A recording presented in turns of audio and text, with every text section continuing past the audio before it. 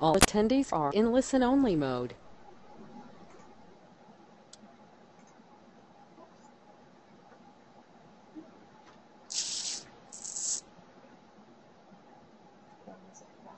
Hi, we'll get started in just a few minutes. Yeah.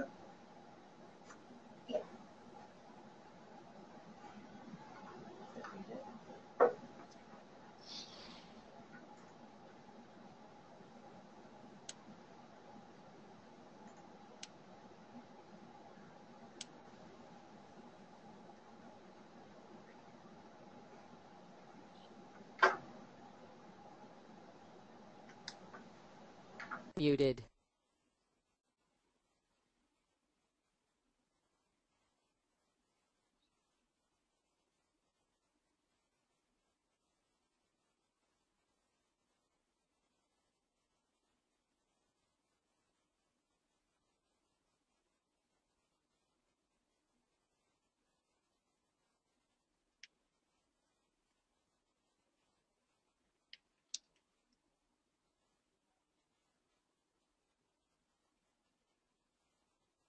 Unmuted.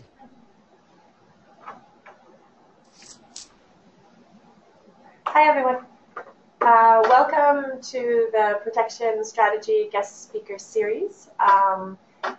Today we are joined by Leah Krivechenya. I'm going to mess her name up. I'm so sorry. Who is our Senior Program Manager of Nonviolence Peace Force in South Sudan. So welcome, everybody. This series is being recorded, so if you have colleagues who were not able to participate today, we will be sending this out later so that you can forward it on to them. I'll just turn it over to Eileen to talk to you about how to function with today's webinar. Yeah, so welcome to the webinar. You guys are all muted so that we can limit background noise. But if you have any questions or comments, feel free to send those through on the chat box or question box, and we will make sure to bring them up to the panelists. So welcome, everyone. My name is Jessica Lenz. I'm the Senior Program Manager for Protection here at Interaction, and I lead on the Results-Based Protection Program. So I'm going to be speaking today a little bit with our guest speaker and helping to facilitate the discussion. But before we actually get into that dialogue with her, I just wanted to give a little bit of a background of the Results-Based Protection Program and what this guest speaker series is about. So some of you may have participated in our launch event, which was on Monday, which was basically presenting our preliminary findings of interviews that we've been doing, looking at protection strategies. And so that presentation was recorded as well, and you can also access that and listen to the findings for that. And then join in on our online discussion forum that's going to be happening as of Monday, and will go for the next 4 weeks. So that's a little bit of background. So this guest speaking series is part of this 4-week discussion to help us shape and understand protection strategies.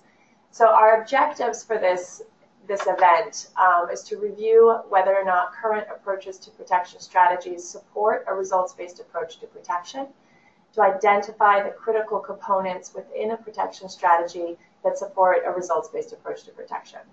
So what we hope to get out of this 4 weeks of discussion and the interviews that we've been doing and the online discussion, we will have a summary and analysis paper at the end of this that will accumulate all of the different findings from the different methods that we're using to understand and unpack what protection strategies are in terms of looking at the process, the content, the coverage, looking at theories of change that support protection strategies, as well as the contribution of different actors and accountability of a protection strategy. So all of this is what we're exploring and what we'll analyze in depth and be able to put out into a paper.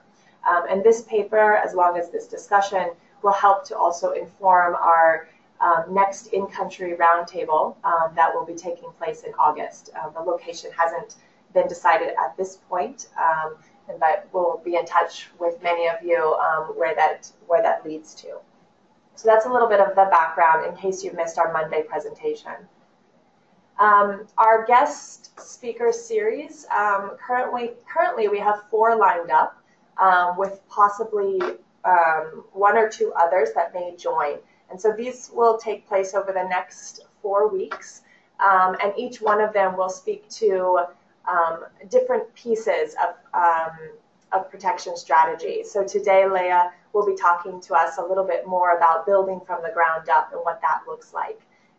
And then later in the week, next week and the week after, we'll have a couple of others from the Central African Republic, from Lebanon, and we will close out the guest speaking series with Louise Obam from the Global Protection Cluster, who will help us look at some of the findings and how we go forward. So just before we get started with our dialogue today, I just wanted to clarify some terms, again, just for those of you that were not able to participate on Monday, just so to make sure that we understand we're all on the same page and what we're looking at. So when we talk about results-based protection refers to results as the measurable components of an intervention that contribute to and include the outcome or impact, intended or unintended, positive or negative, of the response. So outcome is measured in terms of reduced risk. And because our topic is about protection strategy, I also wanted to make sure that we were on the same page, at least in terms of how we're going about exploring this and what protection strategy means at this point in time, and how we're thinking about it. So it refers to a combination of efforts, often involving multiple actors and sectors, to bring about a desired protection outcome. A strategy is larger than a program. It should inform and be informed by a comprehensive set of efforts working towards a common desired outcome.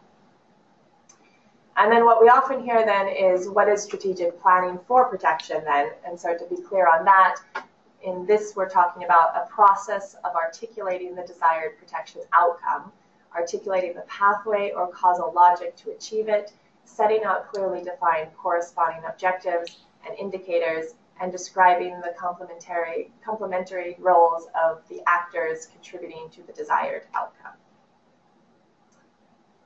So let's get started with our speaker today. And again, our focus really with Leah will be looking at building from the ground up and thinking about this primarily from an organizational point of view, and looking at organizational protection strategies, although she will be able to hopefully speak to us a little bit more on the interagency aspect as well as pulling together protection strategies. So welcome, Leah. We're really glad to have you here. Just to give you a little bit of a background, Leah is the Senior Program Manager for Nonviolent Peace Force in South Sudan. And Nonviolent Peace Force is a civilian protection organization that currently works in South Sudan, the Philippines, and Myanmar. And in South Sudan, it operates one of the largest protection programs with 11 teams operating in 6 states.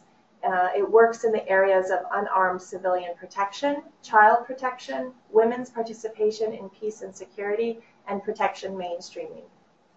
And so Leah's been working in South Sudan since 2011, so she has quite a depth of experience and knowledge about what the current crisis is looking like and how various actors are contributing to addressing some of those protection concerns. So welcome, Leah. Glad to have you here. Make sure you're still. Thank you very much. I just want to kick us off by having you really kind of set the stage for us and share your experience about what current approaches look like right now in terms of protection strategy and whether or not we can see protection strategies building from the ground up.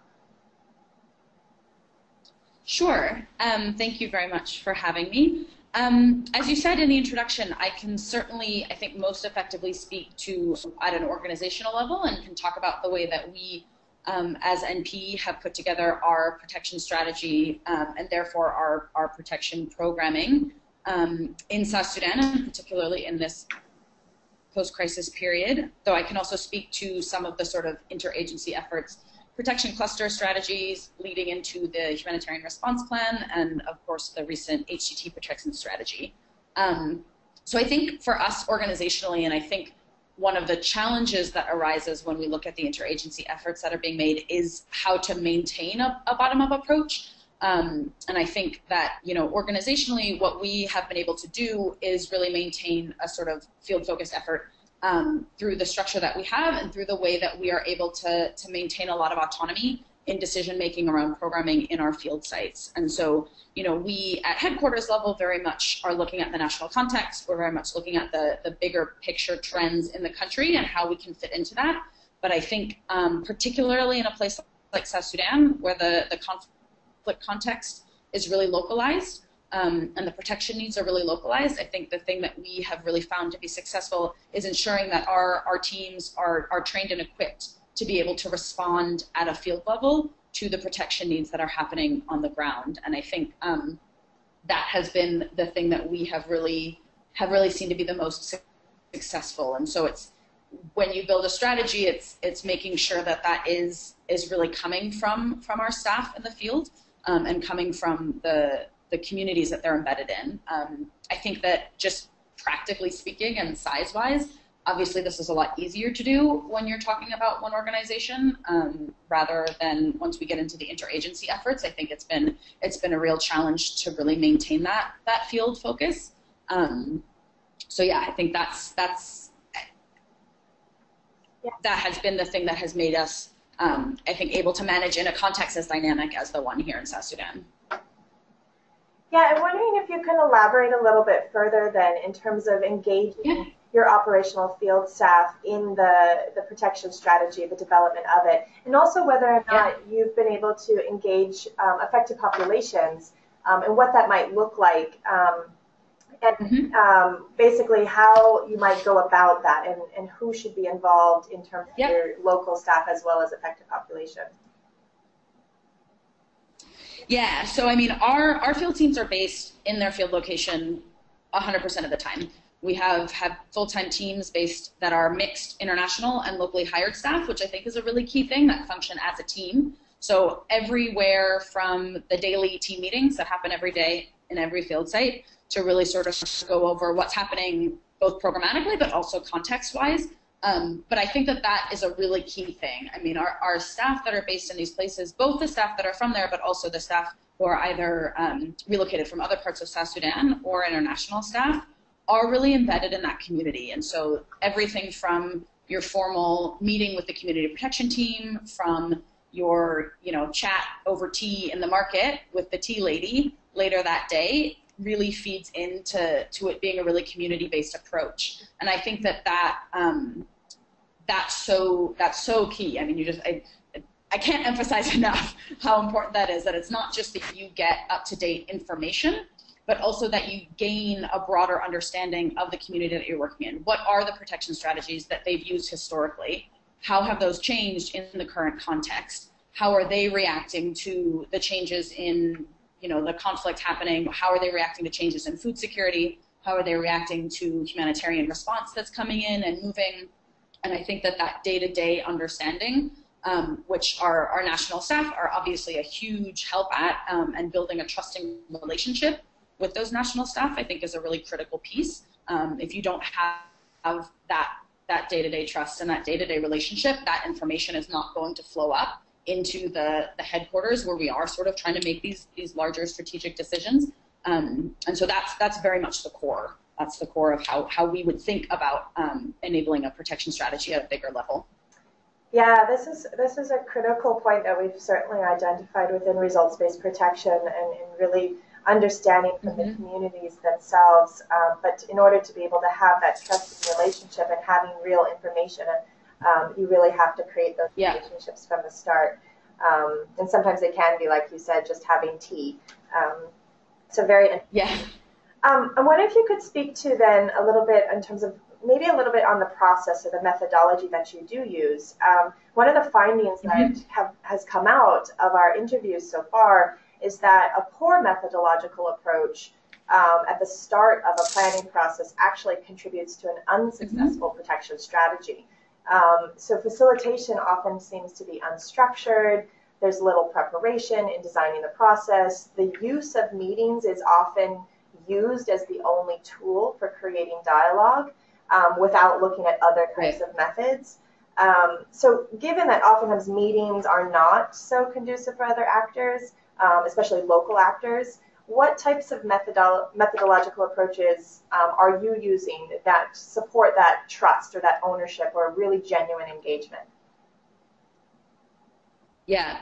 I mean, so for one, again, I cannot emphasize presence enough. I think that the credibility that our teams have from just being permanently based on the ground is really goes so far in building that trust from community, and particularly from the most vulnerable sections of the community. You know, the authorities and the community leaders are a little bit more, I think, a little bit more used to dealing with NGOs, and so might approach it a little bit more strategically on their end. But when we're talking about the broader array of civilians, children, women, people who might have specific needs, I think that has been a really key thing.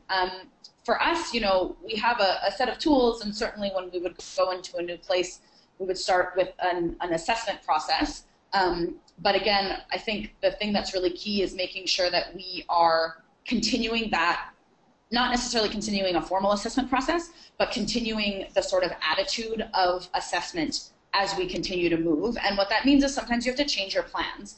And so I think that when we particularly go into a new location, you start with an assessment, you set up an initial plan, but there's a recognition that if it's a new place and a new community that we might not be as familiar with, that those plans might have to change, right? And so I think that part of that is making sure that our staff are thinking in those terms, are, you know, trying things that have worked in other locations and using the programmatic tools that we have as an organization, but recognizing that we have to be willing to switch tacks to take advantage of capacities that we're finding in communities. So one team might go in and see a really strong women's association already in existence, already acting as leaders in the community, already engaged in what could be identified as protection activities, right? So that is an amazing capacity to take advantage of. And so making sure that you're open to those opportunities and looking at those existing structures that we can come in and start to support immediately and strengthen immediately from the get-go.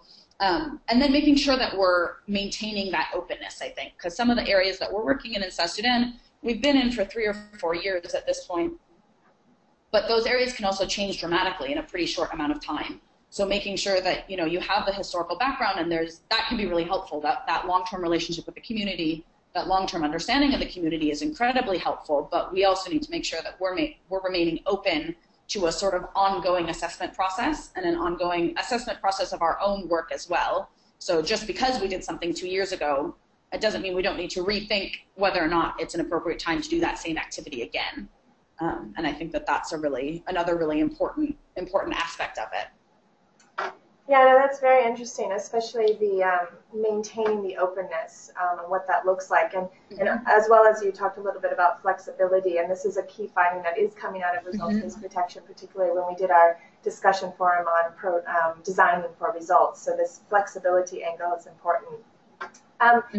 Maybe a little bit building on this too, in terms of maintaining that openness. One of the findings from our consultations and interviews has been the lack of genuine consultation between different actors. So sometimes it is, in terms of those who are part of the development of a protection strategy. So what does that look like then in terms of creating, maybe building on your thoughts around openness with the community, but perhaps other actors that are even within your staff in developing a protection strategy? What does genuine consultation look like? And if it's not happening, to the point where you would like it, what would be needed to change this? Because this was one of the biggest issues within our interviews is finding that the consultation just was not there, and it was sometimes very tokenistic, or even the capacity of different actors in the room, given where they weren't able to contribute effectively. So what is needed to really kind of change that to create that dialogue that could feed into a protection strategy? Yeah, I think, you know, I mean, when we're looking at our own internal organizational, the way that we work internally and our own protection strategies, you know, it's that constant presence, that embedding in the community means that you are always talking to people, and therefore you have a really ongoing consultation process. And so we do a lot of work with our staff in encouraging this as an organization and as a piece of our organizational culture, is that ongoing consultation. You know, we talk as NP, one of our organizational values and principles is the primacy of local actors. And that's something that we really reinforce when we're talking about the way that our teams, the way that they engage on the ground, right? It's not just about engagement, it's about how you engage. I think that this is one of the things that becomes a lot more challenging when you're talking about an interagency process and a bigger picture and a higher level consultation process. And I think what you said is exactly right, that, you know, there are a lot of times that version of consultation I think is well-meaning, but I think can end up being fairly tokenistic. So I'm very used to being the NGO in the room, right? And you sort of feel like somebody's ticking a box somewhere and saying, well, now we've talked to an NGO. And I think that community consultation can take the same role, whether it's a 2-hour assessment mission on the ground. You know, at one point somebody had suggested in South Sudan flying some IDPs to Juba for a consultation on one of these higher level processes. And I think all of these things really come from a good place. I think people are honestly and legitimately wanting to do that consultation, but within the limitations of these structures, I think it's a couple things. One is that it doesn't allow for broad enough consultation. So talking to 1 or 2 people is not going to get you the broad-based consultation that is really effective.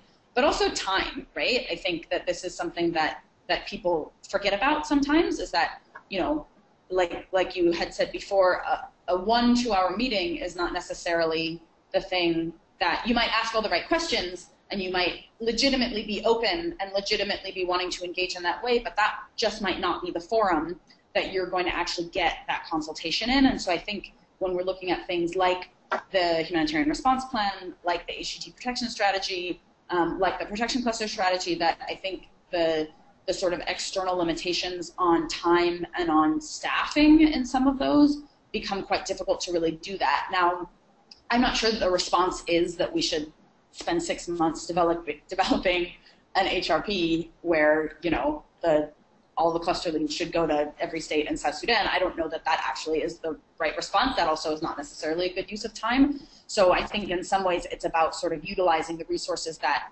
you have and looking at who is doing the ongoing consultation already, whether that's local organizations, whether that's INGOs, whether that's other agencies of some kind. And so I think it's about finding that line between recognizing where that consultation is already happening and can be sort of employed to support things, and then to whatever degree is possible, really building in some space for some more deep and legitimate consultation processes. Yeah, that's an important one. One of the biggest issues that kept coming up was the timing, that, you know, this is in the middle of an emergency situation where, you know, everyone's just moving really quickly. We don't have the time and space to actually really devote and have proper consultations. But your point is well taken in terms of really engaging those that already have relationships set up, and how do you engage those actors particularly to continue that dialogue and, you know, and allowing a different method of being able to feed in to the process. Yeah. Wondering too then, you know, we're talking a lot about the importance of creating ownership and really building from the ground up. But another finding, what we have seen, is that there is a need for strong leadership at the top to mobilize a diverse set of actors to prioritize protection in the first place within a strategy. So what is needed then at the top from leadership to ensure that protection strategies originate or are informed by operational organizations and local civil society? Yeah. What do you think the role of HC or HCT is in the strategic planning process? Yeah, I think that gets at some of the tension here, right? Is like when you have a need for bottom-up consultation and a need for strong leadership at the top, you know, we're a little bit stymied by size in some ways, right? There are some really sort of practical limitations to how we can bring these things together, and I think that that's something that sort of we as a broader community, and certainly in South Sudan, are still working on. I think one thing that we actually have had in many ways here is a vocal commitment to protection, and, you know, that it sounds a little bit simple, but I think even just sort of the articulation of this is a protection crisis. We all need to be thinking about protection. I think that does actually do a lot to sort of already start that dialogue and to sort of ensure that trickles down. I think, we're at a point in the system, there's so many layers, right? And so I think part of the problem is like, how do we meet in the middle? So I think that the sort of, one of the things that can happen from the strategic leadership level is to sort of support that trickle down, not just vocally, but by really working with, say, the lead agencies on the HCT, or whether it's the cluster leads, all of those pieces of the structures, the donors, to really help integrate that. Because I think, sort of from the South Sudan perspective, in between myself and Toby Lanzer, there's quite a bit of layers. And so I think it's about how do we sort of meet in the middle there. But I do agree that I think that sort of strong leadership is important in helping to frame the conversation, which is something that I think to many degrees has actually happened in South Sudan in terms of framing this as a protection crisis, which means that we need a response that is also framed around protection. Yeah, that's a good point. And I think it's come out a little bit too in terms of looking at even the centrality of protection is, are we all thinking about protection, and what does that look like?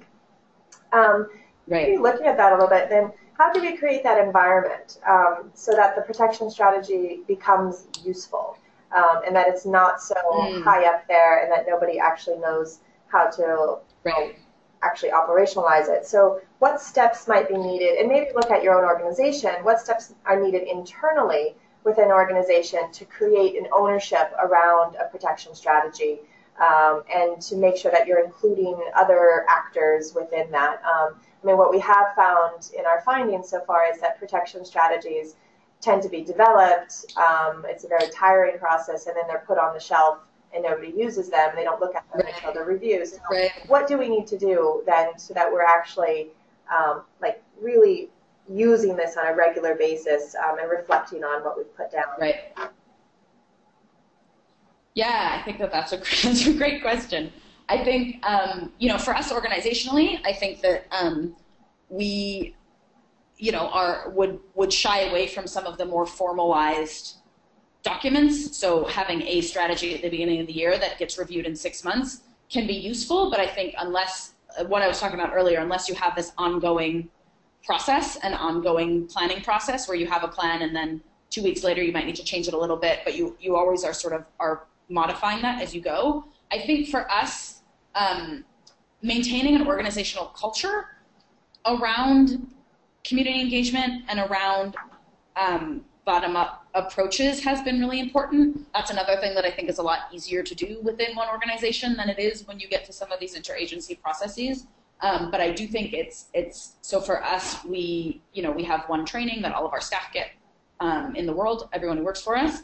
And that is a training that focuses a lot on these core values of the primacy of the local actor, that focuses on our core methodologies around protection, that focuses on team building, that focuses on the way that we think about a field-focused approach. And that has been a really useful thing. And then the regular meetings that we have with our field staff, regular meetings that we bring all of our field-based management staff in to discuss with each other. I think that all of those are ways that we consistently encourage that within the organization. I think,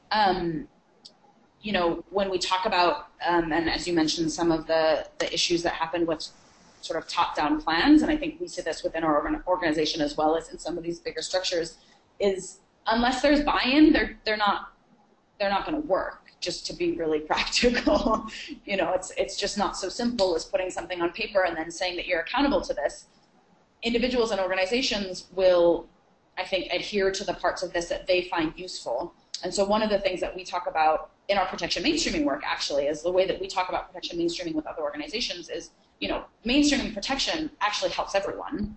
Like, these are not oppositional things. So in theory, what we should have is a protection strategy where everyone says, oh, actually, I find that once, I'm thinking about this piece of child protection in my food security programming, that actually helps my food security programming happen more smoothly. So from the operational side, or from the planning side, that, once you understand displacement patterns due to conflict and the way that people use local protection strategies in their displacement, that actually helps you plan your mobile response in a more effective way because you have a better idea of how communities are going to react. And so I think making sure things are really useful, and I think this is where this is again back to the gap between sort of the policy language and the policy discussions and operational response, because ultimately what we're talking about is how to make an operational response more protective, right? I mean, that's really the output that we're looking for is operational. And so I think, obviously as an operational actor, I have a bit of a bias here, but I do think maintaining a really operational focus is a really important one. So if you start with that buy-in and if you start with that practicality, the people who are actually implementing on the ground and the people who are managing those programs that are implemented on the ground will be much more likely to be incorporating this, because otherwise I do think you get a sort of 6-month review and everybody sort of scrambles to find their indicators that they promised 6 months ago and then forgot about. Right. Yeah, that's really interesting. And I guess as we start to think about lots of different actors who are engaging, I mean, you started to talk about the different sectors who may be contributing to protection outcomes. If we start to look at that, what about the organizations, for example, that may not engage within the HCT at that level, but they may participate still in protection working groups or clusters, or maybe they don't even participate there. But do you think such agencies should be held accountable and report their progress to the HC in terms of meeting some of the outcomes articulated within a protection strategy? Yeah, I think, it's funny. I mean, I think that I get a little bit nervous in these conversations because as an implementer, as sort of, an NGO that is a partner of a partner of a partner in many ways, I get a little bit worried that this ends up with a bigger reporting burden on us, which means a bigger reporting burden on our teams in the field, and it runs the risk, I think, of turning into more work for the people who are already implementing as a way to get information that only flows in one direction. So that's a little bit my hesitation. I think that, again, I think that this all comes out of legitimate attempts at accountability, and I certainly wouldn't want to say that those aren't important, but I think that this is another one of the challenges that I think we have with when we build these big systems. It does often feel like that burden still really sits the heaviest on those who are actually implementing. And so I think figuring out ways, first of all, to capitalize on how that accountability is already happening. So, and I think this is true for coordination as well. Instead of adding a new system, first let's go back and look at what's already happening. Do we actually already have that information in a way that's useful? Is there a way that we can use the reports or the systems or the tools that are already there? There's a little bit of a tendency, I think, to create new ones before really doing enough of an assessment of what's already there. I think the other thing, and I think, in looking at the HCT protection strategy that was enacted in South Sudan, I think if you look at the activity matrix or whatever it's called, it's a really broad range of things, and I think sometimes that we might have been better placed to really narrow it. So it's a combination of really operational things, so protection programming, and some really high-level strategic things. And so I do think that, in some ways, particularly as we as a broader community try to develop and improve the efficacy of our big picture protection strategies, I sometimes wonder if a more concrete and smaller and narrower vision to begin with might be more useful. So some of the more programmatic things that are in the HCT protection strategy are already reflected in things like the HRP. So that's great. These things are already being reported against. They're being reported against in the cluster. They're being reported against to various donors who are funding that programming. And I think if there is an effort to pull together that information to give us a more complete picture and a more sort of centralized accountability, I don't think that's necessarily a bad thing, but I do, as an NGO and from an NGO perspective, I do worry a little bit about what the centralization of that accountability does for independence, I guess. So I think that, there are really positive things that can come out of that, but if at the end of the day, you know, after 3 more years of developing this, we're all just reporting into the HCT. I also think that that is not necessarily, that also doesn't necessarily do the bottom-up approach, right? We run the risk of becoming overly centralized. And so I think it's about really finding a balance between accountability, multi-directional accountability to each other, but making sure that it doesn't become overly centralized, because I have found that being centralized in some ways is the opposite of a bottom-up approach, right? Because you lose that flexibility and you lose that really outward-focused, community-focused, field-focused approach, and that's where the accountability really, really lies. So I think it's a balance. I think it's. I'm not sure that we've struck the right balance yet, but hopefully we will continue to be better at doing that. Yeah, really good point.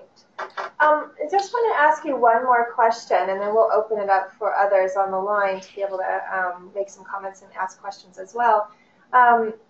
Given, especially looking at the bottom up, and really making this something that's operationalized, that can be useful, what do you see then as the critical components that should be in a protection strategy that can help us achieve a protection outcome? So at the end of the day, what needs to be in that protection strategy that will get us to outcomes? So very good question, a little bit large. I think, again, for me, and I'm a bit biased because this is our working model. I think if we're talking about day-to-day protection work, I think field presence and consistent community presence and consistent community relationships for us has been the thing that has enabled all of the protection successes that we've been able to have. So I think at the end of the day, and this is a very operational approach, I think that cannot be substituted by something else. However, I think given, and particularly working in a conflict context, we are ultimately talking about a protection crisis that is generated from a war, right? From a political act that is resulting in massive protection concerns for civilians as we speak all across the country. And so I think there's very much space for high-level engagement. And so, again, I think this is where I sometimes struggle. It's how do we really marry those things? How do we make sure that we have the bottom-up, the constant presence, but not forgetting that high-level approach, and not forgetting that voice of advocacy and that voice of witness and that voice of advocacy in the truest sense, right? Advocating for civilians and advocating for the rights that they have to be protected and the rights that they have to not be killed, essentially, is really the crux of what we're talking about. And so I do think that you need both of those things. And I think, but again, I think getting that through consultation is somehow the challenge. So all of these components, I think, somehow need to be in there. It's a question of how can we bring them together to the greatest effect, and maybe some other people have some better ideas about how to actually make that happen. Yeah, great. Now, thank you, Leah. This has been really helpful, really great dialogue with you. I would like to open it up now to those that are online and who would like to ask a question or make any comments. So we'll see if there's any responses. And you can type your messages into the chat box, I believe. Or the question and answer box. Or the question and answer in box, yes.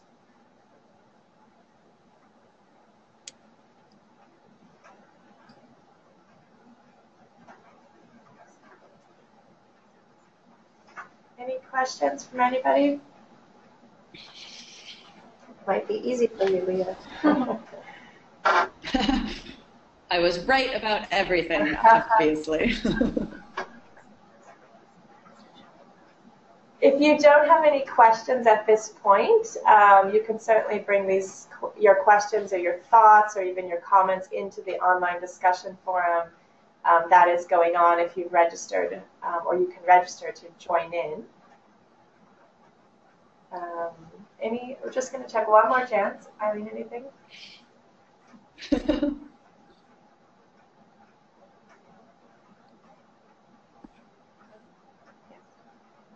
We have one question. How do you know when a strategy has been successful? That is a great question. I think this gets to one of the other sort of ongoing challenges that we as protection actors certainly had in measuring the results of our work. I think that, the sort of the normal M&E process that we all go through can help us. We, in our own work, we really focus on perceptions of security as a primary indicator, as well as like additional, actual levels of violence and incidents, but perceptions of security, I think, are really important because they speak to some of the nuances that can happen. So, we sort of have these various processes in the way that we are working on measuring perceptions of security. I think one of the challenges that we have in terms of measuring our work is we end up with a lot of qualitative data. And so you have this many people saying 2 months after the early warning workshop, this is what we did. We wouldn't have done that otherwise. Therefore, in our perception, the work that we did in the early warning workshop really helped us displace in a more safe way. So that's really great. That's really great to hear. I think that's the kind of thing that our teams get a lot of satisfaction out of when communities have that kind of feedback. I think we have a little bit of a harder time when it comes to really proving that and really sort of articulating that in an evidence-based way. And so that's certainly something that we're working on as an organization, as well as I think other protection organizations, to how can we really marshal the qualitative data that we have to be more evidence-based in our impact assessment, basically. Sorry, it's a little vague, but. Great. We have another question? Yeah, so considering the outbreak of violence in Malakal in the past few days, how do you think we can best support local partner NGOs to maintain a results-based protection framework? That is a great question. We do not work in Malakal, but we work in a lot of places that I think have really similar challenges. Southern Unity, for example, all of the NGOs, relocatable staff have been out for a week or two now. So I think, supporting local organizations is really important. I think this is another thing that I think can turn really easily into sort of token support. And so I think it's really important for those of us that do direct either financial support, but also capacity building support for local organizations, that it's done in a really comprehensive way and done over a long period of time. So I think that that's something that is really possible. I think recognizing the added value of local organizations, but also recognizing in a context like this, where the violence is extremely politicized and where the violence can take an ethnic tone, recognizing the security risks that local organizations also take on, and making sure that while we are supporting them, we are also supporting them to the best of our ability to manage those security risks. I think that we as international organizations have a tendency to outsource our risk. And in an environment as violent as this, I think that's something we need to be really conscious of and really cognizant of what we can do to provide some commensurate support when we are asking local organizations to take on responsibilities that we are unwilling or unable to take on. I think that's been a challenge in this response, particularly in a location like Malakal, as far as I understand, though it's not the area that I'm the most familiar with. And I think long-term investment, I think that's the other really key thing. So you don't get to a point where you're like, oh, wait, all of a sudden internationals can't go here. We all need to find local partners next week, right? I think so. It's about a long-term, and I mean months and years, in really supporting those structures. And in a context of such high displacement, those structures can be so easily ruptured. So I think encouraging that long-term support is really the best way to do that. We have another question? Go ahead. Yeah, we have another question. So you mentioned investing in the training of staff as really critical to your approach. What are the staff capacities and competencies that you see as most essential to being strategic in your approach? That's a good question. I think analytical skills is really important, and I think that's teaching staff how to respond analytically to a situation, to do conflict analysis, to do context analysis, and then to be able to think of an appropriate response, I think is really key, because I think that is the thing that keeps you from putting a square peg into a round hole over and over again. And so I think providing staff with tools right? So I think the way that we think about it is we have a toolkit of protection interventions of various kinds, and really supporting staff. And part of it's a confidence issue, is one of the things that we find, especially with our locally hired staff, is that it's supporting people to develop the analytical skills that they need, but also the confidence that they have the ability to make those decisions. So I think one thing that we find when we're working with communities as well as our own staff is people have the ability to think about it, but they don't always have the confidence to move forward on it. And so I think sort of providing an environment where staff can develop those skills is really important. You know, certainly mixing up newer and more experienced staff as much as possible, so you can provide some longer term coaching, I think is really important.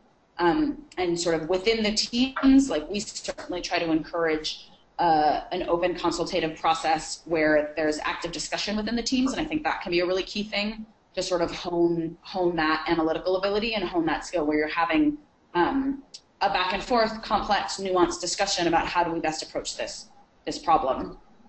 So I think it's a combination of providing tools and then sort of supporting the analytical ability to choose the appropriate tool for the context. It's a really good point, Leanne. I know in our conversation before this webinar, you had talked to me a little bit about how important it is to empower your staff to be able to make decisions rather than having imposed decisions from the top, but really helping them to problem solve and having that confidence. So I think that's a really important piece in terms of the management of the process as well. Any other questions? Yeah. Not at the moment. Okay. All right, well, why don't we go ahead and kind of close this off. Before we go, first I just want to really say thank you, Leah, for, oh, wait a minute, we do have one more question? Yeah. Sorry, one more before it goes, go ahead. One of the findings No problem. in the draft report of the Whole of System Protection Review was that humanitarians don't think they have a role to address threats to civilians. This is, in fact, a large part of your work. Right. How does this come into strategy development? Yes, I think that's a very interesting question because, you know, I mean, NP is focused on direct protection of civilians and the direct deterrence of violence. And so I always think it's really interesting that so many people hold that view. And I think that, you know, whether or not you're doing protection, I think that humanitarians affect the conflict context more than we would like to think that we do, right? It's sort of this thing of we want to see ourselves as sort of a surface actor, but the reality is in a lot of these contexts, in South Sudan is certainly one of them, is we're a pretty significant player. And that means that we can use that for positive, but need to be really cautious of the potential harm that happens as well. So I do think that there are ways that organizations and individuals can start to think a little bit more about this. I think the central point, you know, we do sometimes get frustrated here in South Sudan because people will sort of say, well, you're the protection actors, like what, to not all of the protection actors, not just NP, like what needs to happen to keep people safe? And it's like, well, the war needs to end. I mean, this is not, we need to be careful to not put ourselves in the position of thinking that we can stop everything.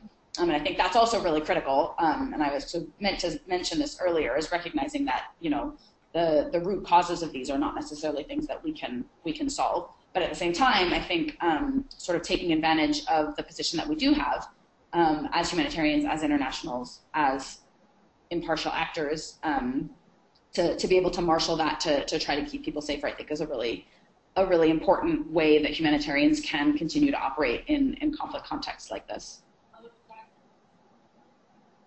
Great, thanks. Any last one? No. Okay. Great. No, thank you so much, Leah, for answering all the questions and just having this really rich dialogue with us.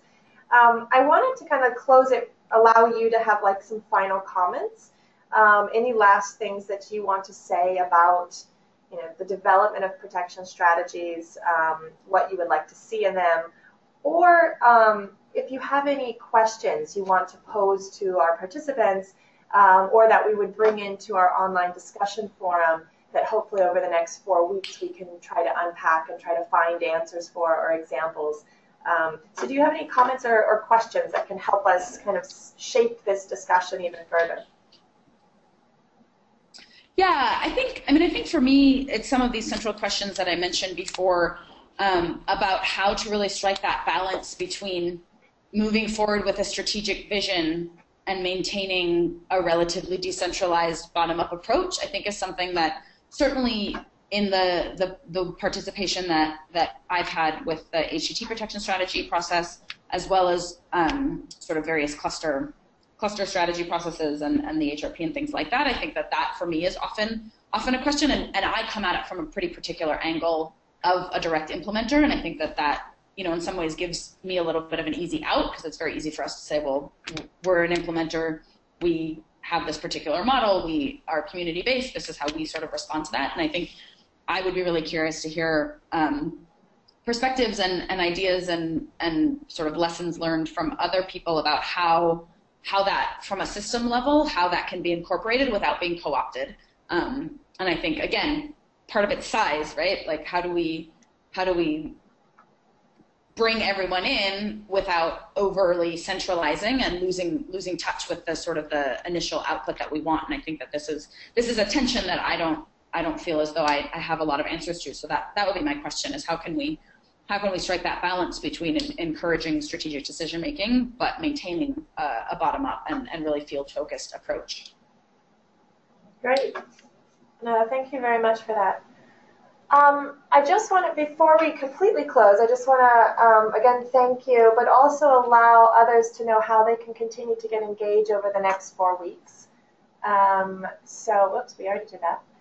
So how can you get involved? Eileen, do you want to share with what we can do? Sure. So as we mentioned at the start of the webinar, we're hosting an online discussion forum from now through June 12th. So you can register online at that address there of the Results-Based Protection online platform, and you'll be added to the protection strategy group where you can upload documents and discuss amongst your colleagues some of the questions and issues that we've been dealing with today. Also, to get future updates for events like this, for our webinars, discussion forums, and other work of the Results-Based Protection program, you can sign up at that same place on the online platform. Just submit your first name, last name, and email address, and we can add you to your list so you make sure you get updates. We'll also be having a few more guest speakers participating in our series. We hope to host one next Tuesday, but then on June 2nd, you can see we'll have 2 more colleagues coming in. Kate, a former gender-based violence and protection sector advisor from the Central African Republic, and Caroline, who is working in Lebanon currently. And then we'll be concluding our guest speaker series with Louise Aubin from the Global Protection Cluster Coordinator in June. Okay, so thank you everyone for participating, and thank you, Leah, as well. Really valuable discussion. And again, this presentation today was recorded, and it will be going out shortly, and you can distribute it to your colleagues and ask them to engage in our discussion to help us shape an understanding what is protection outcomes and how do we achieve a more results-based approach to protection. Thank you, everybody. Thank you very much.